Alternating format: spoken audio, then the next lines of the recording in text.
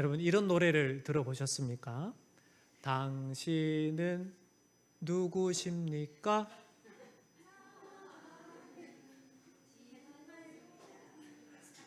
그 이름 아름답구나.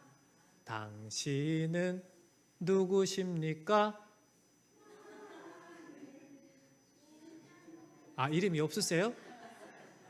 당신은 누구십니까? 그 이름 씩씩하구나. 여러분 이 노래를 보면 당신은 누구이십니까? 라고 물을 때 나는 누구누구입니다 라고 이렇게 이야기를 합니다. 이렇게 자신이 누구인가를 이야기한다라고 하는 것은 내가 어떠한 사람입니다 라는 것을 인식하고 알고 있다라는 것을 이야기합니다. 자기가 누구인가를 안다라고 하는 것은 그 이름에 걸맞게 살아간다라는 것을 의미하기도 할 것입니다. 여러분, 여러분의 이름에 걸맞는 사람으로 여러분 현재 살아가고 계십니까? 여러분의 이름에 알맞게 오늘 이 노래처럼 아름다운 사람으로, 씩씩한 사람으로, 멋진 사람으로 살아가시기를 주의 이름으로 축원합니다.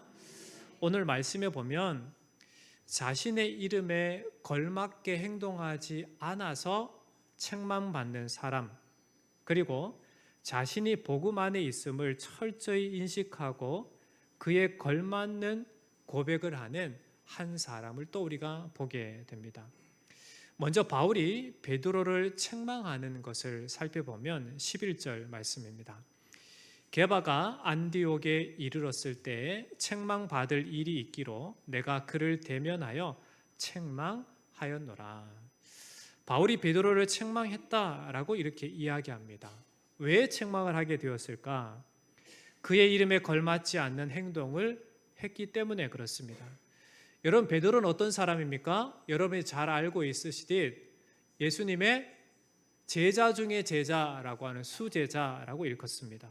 또 모든 사도들의 우두머리라고 할 수 있을 만큼 사도 중에 사도가 바로 베드로였습니다. 그런데 오늘 말씀에 보면 바울에게 어떻게 돼요? 책망을 받게 되었다라는 것을 봅니다. 책망의 이유가 무엇인가? 12절부터 내용을 살펴보면 먼저는 안디옥이라는 이 지역적인 배경을 먼저 알아보는 것이 우선 돼야 될 텐데, 당시 안디옥이라고 하는 것은 로마 제국에서 대략 세 번째로 큰 도시였다라고 합니다. 오순절 성령 강림 이후에 예수 믿는 자들이 기하급수적으로 많아지자 위협을 느낀 유대인들이 예루살렘 교회를 핍박하게 되었습니다. 그때 처음 순교자가 등장하게 되는데, 여러분이 잘 아시듯이 스데반 집사가 처음 순교자로 순교하게 됩니다. 그런데 이 순교가 더 폭발적인 그리스도의 복음의 확장을 불러와서 수많은 그리스도인들이 이러한 핍박 중에서도 각 지역으로 흩어져서 그리스도의 복음을 전하게 되었습니다.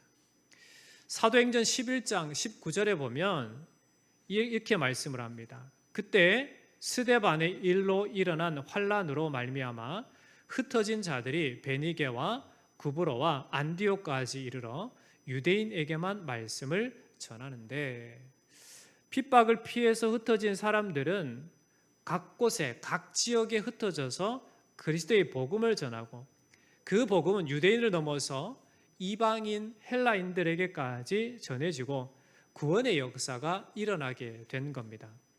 이러한 이유로 안디옥은 예루살렘 다음으로 중요한 복음의 도시가 되었습니다. 이러한 안디옥에 베드로가 이제 방문을 하게 되었던 겁니다.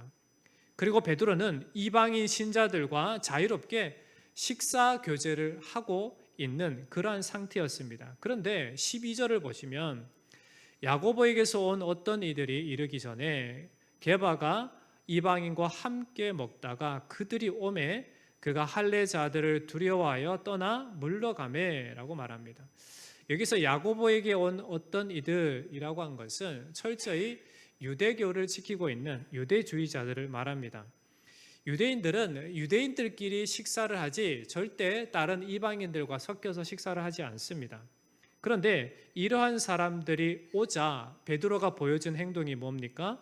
그들의 비난을 두려워해서 그 식사 자리를 피하고 맙니다.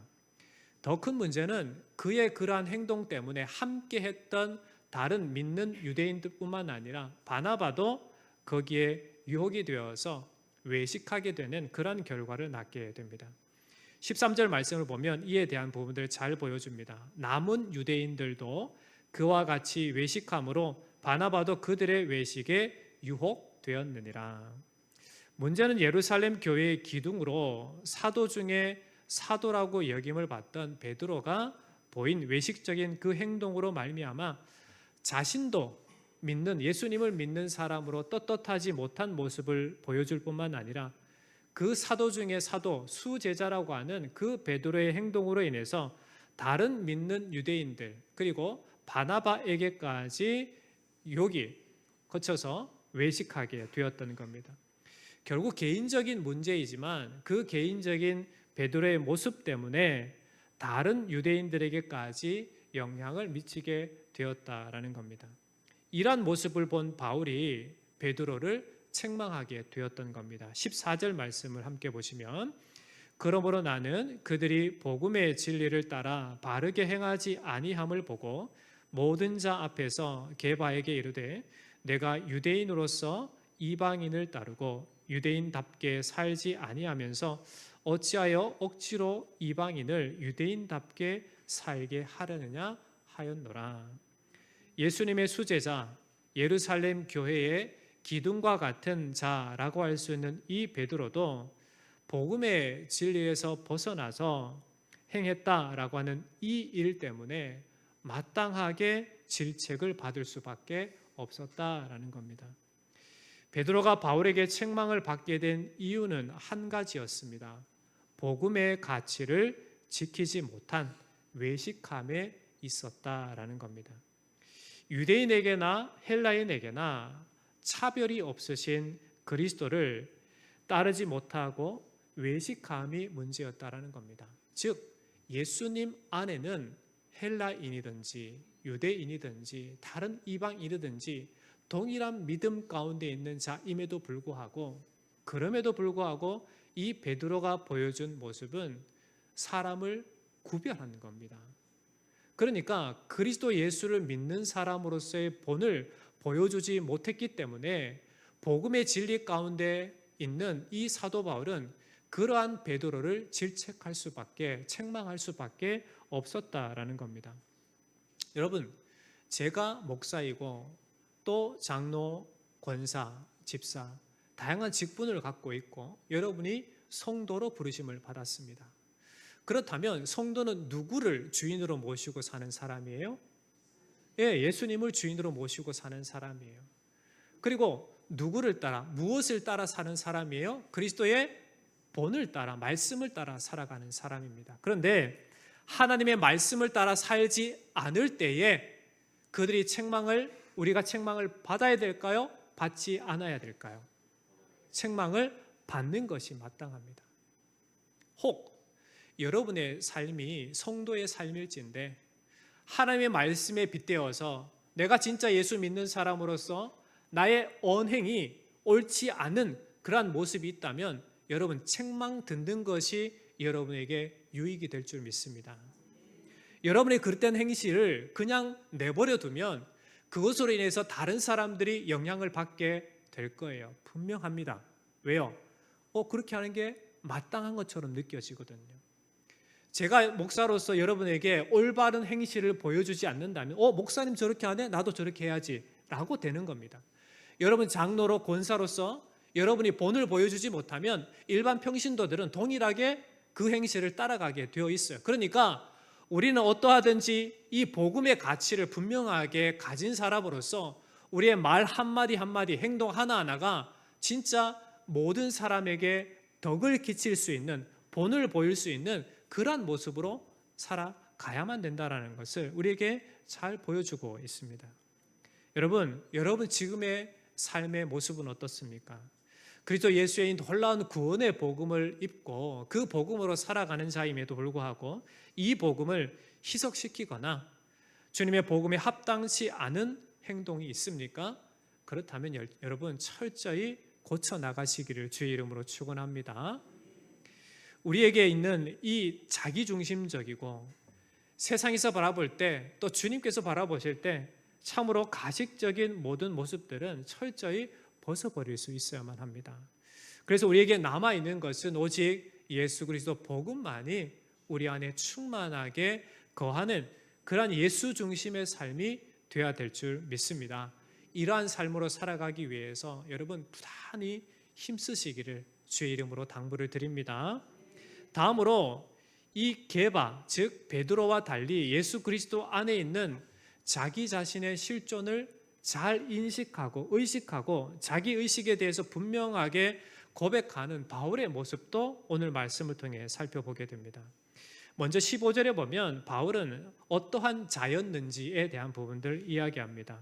우리는 본래 유대인이요 이방 죄인이 아니로되 라고 자기 자신에 대한 부분들을 밝힙니다. 바울은 본래 율법에 매여 있었던 유대인이었다라는 것을 밝힙니다. 왜 자기 자신이 유대인이었다라는 것을 밝히게 되는 걸까요? 16절 말씀을 보시면 사람이 의롭게 되는 것은 율법의 행위로 말미암음이 아니요 오직 예수 그리스도를 믿음으로 말미암는 줄 알므로 우리도 그리스도 예수를 믿나니 이는 우리가 율법의 행위로서가 아니고 그리스도를 믿는 믿음으로써 의롭다함을 얻으려 함이라. 율법의 행위로서는 의롭다함을 얻을 육체가 있다 없다? 없다라는 것을 분명히 하기 위해서예요. 사도 바울은 철저한 유대인이었습니다. 다른 사람들의 추종을 불허할 만큼의 유대인 중에 유대인, 탑 유대인이었어요. 그런데 자기 자신이 이러한 유대인이었다는 걸 밝히는 이유는 이렇게 철저히 율법 중심으로 그렇게 살아가는 것이 진짜 구원을 받을 만한 그러한 믿음이 아니다라는 것을 분명하게 하기 위해서, 명확하게 하기 위해서 사도 바울은 자신이 이전에 분명한 유대인이었다라고 이렇게 밝히고 있다라는 겁니다. 바울은 유대인으로서 율법을 행함으로 의롭게 되는 것이 아니라 예수 그리스도를 믿음으로 의롭다함을 얻을 수 있다라는 이 사실을 그 당시에도 오늘 우리에게도 분명하게 말씀해 주고 있습니다. 바울은 모세의 율법, 즉 인간의 죄를 규정하는 이 율법을 통해서 구원을 얻게 되는 것이 아니라 율법의 완성자로 오신 예수 그리스도를 믿음으로 구원을 받게 된다라는 사실을 오늘 말씀을 통해 우리에게도 동일하게 분명하게 밝히고 있습니다.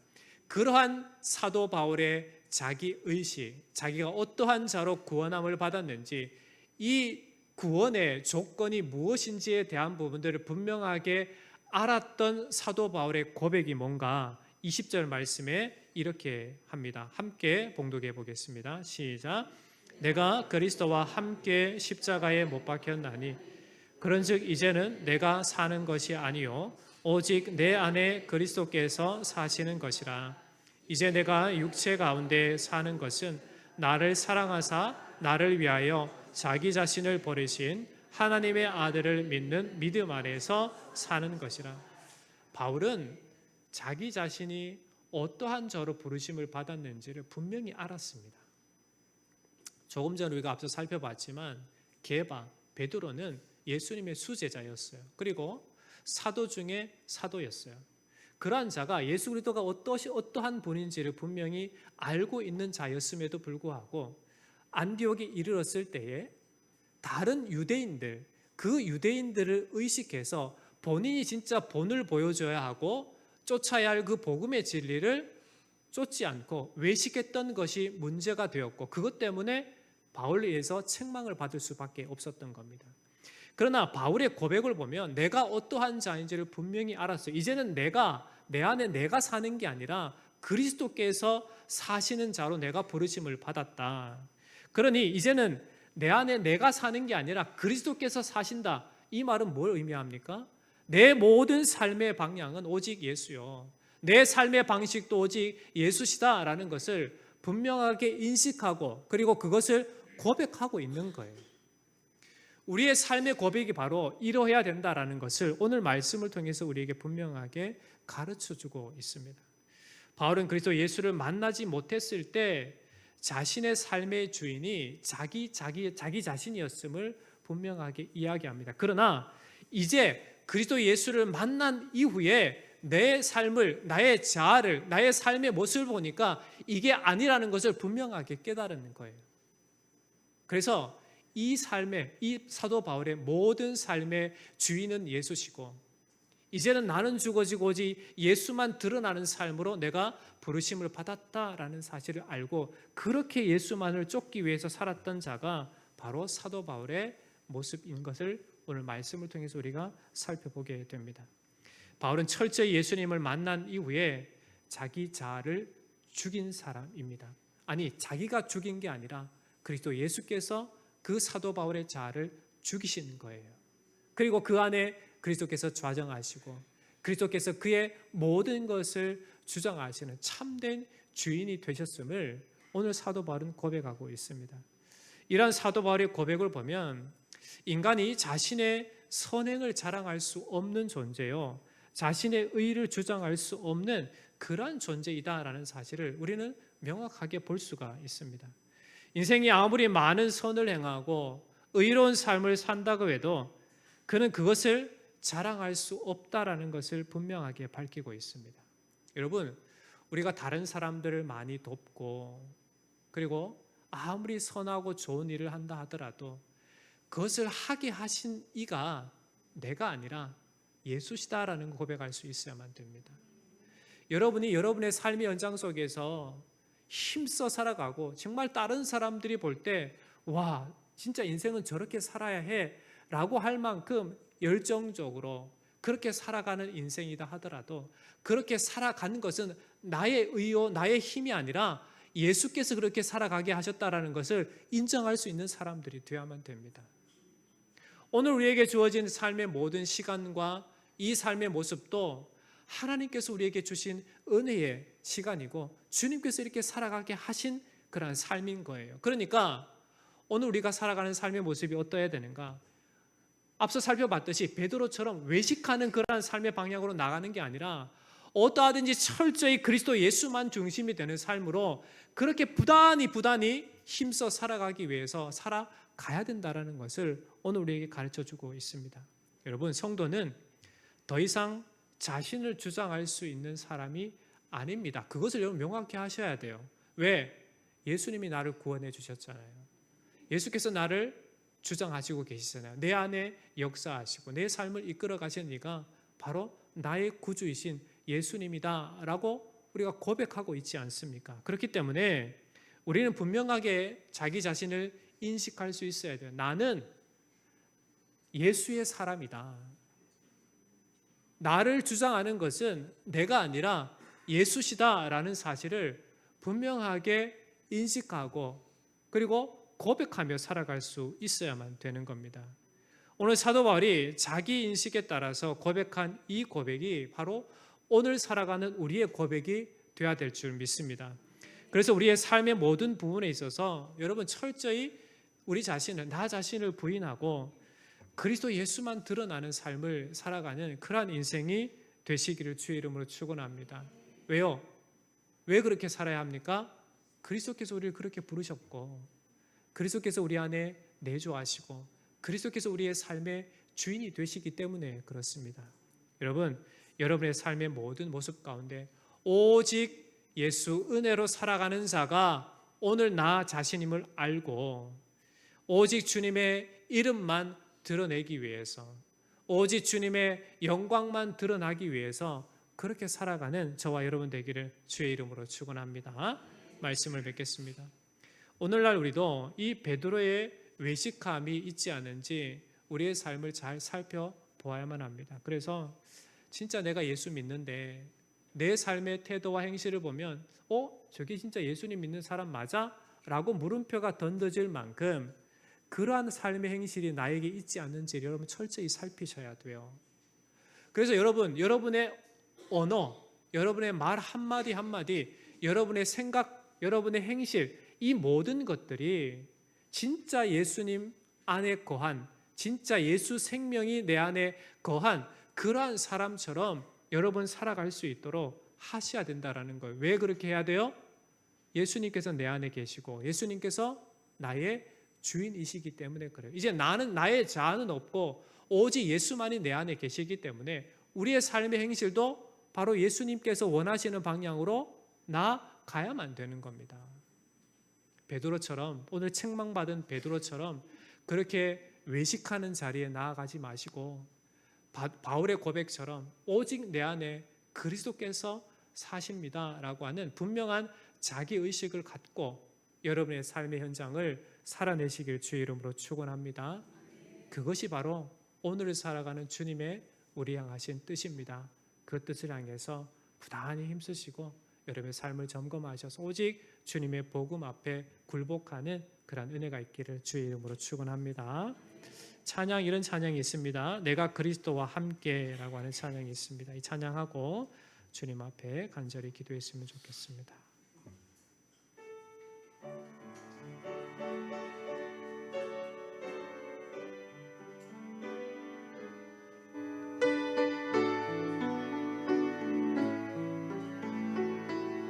내가 그리스도와 함께, 내가 그리스도와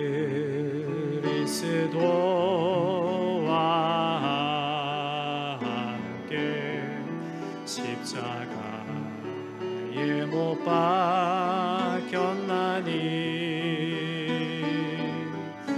그런즉 이제 내가 산 것 아니요 오직 내 안에 예수께서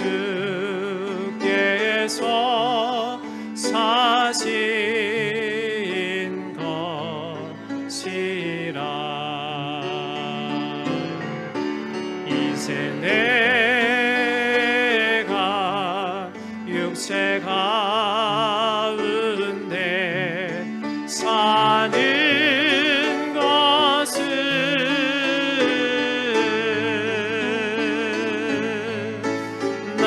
사랑하사 자기 몸 버리신 예수 위에 산 것이 이제 내가 육체 가운데 이제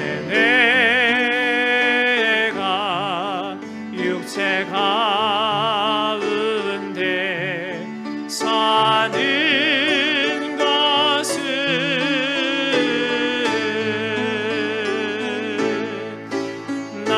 사랑하사 자기 몸 버리신 예수 위에 산.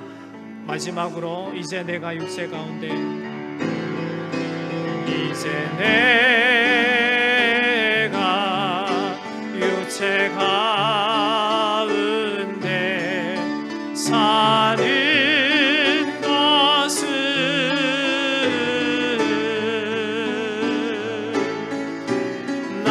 사랑하사 자기 몸 버리신 예수 위에 산 것이라. 우리가 말씀을 생각하며 하나님 앞에 기도했으면 좋겠습니다. 주님, 이제 내 안에 계신 이는 나의 자아가 아니라 예수신 줄 믿습니다. 이러한 분명한 자기의식을 갖고 내 모든 삶의 현장 가운데 오직 구주 예수 그리스도 그 이름을 위하여, 그 영광을 위하여 살아가는 인생이 되게 하여 주옵소서. 우리 시간 특별히 기도해야 될 제목이 있습니다. 미국의 300명 근로자가 구금이 되었습니다. 하나님의 은혜로 귀한 생명들이, 참으로 귀한 사람들이 하나님의 은혜로 속히 풀려날 수 있도록, 그래서 참으로 하나님께서 놀랍게 역사하시는 그 역사를 경험하는 우리 근로자들이 되어지도록 우리 하나님께 주여 부르시고 함께 기도하겠습니다. 기도합니다. 주여, 하나님, 우리가 하나님의 사람임을 고백합니다. 우리는 더 이상 나의 자아가 주인이 되어 사는 인생이 아니라 예수께서 주인 되신 그러한 자임을 고백합니다. 하나님, 그러한 자에게 그러한 분명한 믿음을 가지고 하나님 오직 예수 그리스도 그림의 영광을 위하여 그 기쁨을 위하여 살아가는 하나님의 사람들이 되게 인도해 주옵소서. 주여, 우리 사랑하는 성도들 주님 앞에 어떠한 자인지를 분명히 알고 우리의 삶을 돌이켜 외식하는 자리가 아니라 진실한 자리, 참된 자리, 그래서 예수의 복음의 가치가 흘러나오는 자리, 예수님을 온전히 따르는 진정한 복음의 삶이 되어지도록 하나님 인도해 주옵소서. 나의 모든 것 되시고 우리를 긍휼히 여기셔서 구원하신 그 놀라우신 하나님의 은혜와 사랑 가운데 살아가는 성도임을 분명히 기억하고 오직 예수 위에 살아가는 하나님의 사람들 되게 하여 주옵소서. 하나님, 특별히 미국에 구금되어 있는 노동자들, 근로자들을 주님께서 기억해 주옵소서. 하나님의 놀라우신 은혜의 손길로 하나님 그들을 지켜주시고 은혜 가운데 붙잡아 주셔서 하나님의 선하신 손길 가운데 속히 하나님 풀려날 수 있도록 은혜 주옵소서. 이로 말미암아 하나님의 놀라우신 은혜를 경험하는, 그리고 더 힘써 주님의 은혜를 구하고 하나님 믿음 가운데 살아가는 저들 되게 하여 주옵소서. 하나님 아버지, 온 나라가 이를 위해서 기도하며 또 힘쓰을 말미암아 하나님의 선하신 뜻대로 이 일들이 순조롭게 해결되어질 수 있도록 주님 인도해 주옵소서. 저들의 건강을 지켜주시고 하나님 아버지, 그 모든 시간 가운데 하나님께서 동일하게 함께 하시고 저들을 지키시고 은혜 중에 인도하여 주심을 믿고 이 모든 여러분들은 능히 이기며 승리하는 하나님의 사람들 되어질 수 있도록 인도해 주옵소서. 우리는 약하지만 우리의 강함이 되시는 주님께서 우리의 삶을 지키시고 오늘도 우리와 함께 하시며 우리의 모든 것을 주장해 주실 줄 믿습니다. 하나님, 우리는 더 이상 나의 자신이, 나의 자아가 주인 된 그러한 인생이 아니라 예수 그리스도 안에 부르심을 받은 그리스도 예수께서 거하시는 참으로 하나님의 사람인 줄 믿습니다. 이런 분명한 그리스도 예수의 사람이라고 하는 자기의식을 갖고 우리의 삶의 모든 모습을 살펴 철저히 믿음의 사람으로 그리스도 예수의 사람으로 살아가는 주님의 사람들 다 되게 인도해 주옵소서. 특별히 미국에 구금되어 있는 근로자들을 주님께서 기억하여 주셔서 하나님의 선하신 손길이 그들과 함께하여 주심을 믿습니다.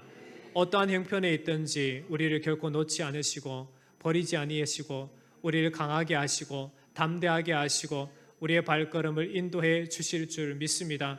속히 모든 것들이 해결되어서 하나님의 은혜 가운데 하나님 풀려나게 하시고 이 일을 통하여 더욱더 하나님께 영광이 되고 기쁨이 되게 하여 주옵소서. 이 일을 통하여 우리가 더욱더 그리스도의 놀라우신 행하심을, 일하심을 경험하는 저희들, 또 이 나라 이 민족 되어지도록 역사해 주시옵소서. 하나님 아버지, 우리의 삶의 모든 것 되시는 이가 주님이십니다.